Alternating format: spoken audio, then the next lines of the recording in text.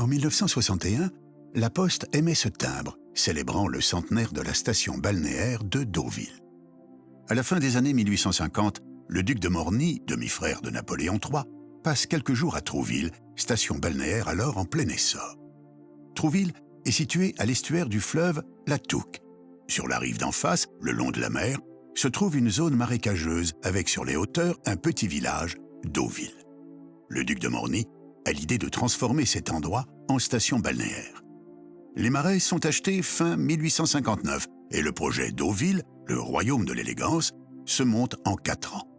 En 1863, la gare est inaugurée. Le trajet Paris-Saint-Lazare-Lisieux-Pont-l'Évêque est prolongé jusqu'à Deauville, assurant ainsi le développement de la station.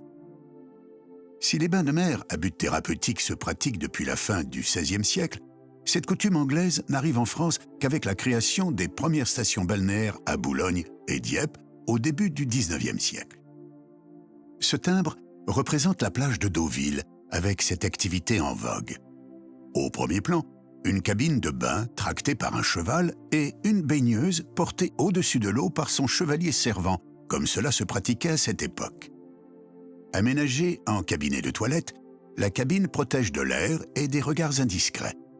Elle est tractée par un cheval qui conduit le baigneur jusqu'à la mer et attend patiemment la fin de son bain. Au départ, les aristocrates et la grande bourgeoisie sont les seuls à pouvoir se permettre les joies et les plaisirs de ces séjours revigorants. La démocratisation des loisirs balnéaires n'arrive que bien plus tard, après la Première Guerre mondiale. La proximité géographique de Deauville avec Paris attire nombre de Parisiens et très vite, on surnomme Deauville le 21e arrondissement de Paris.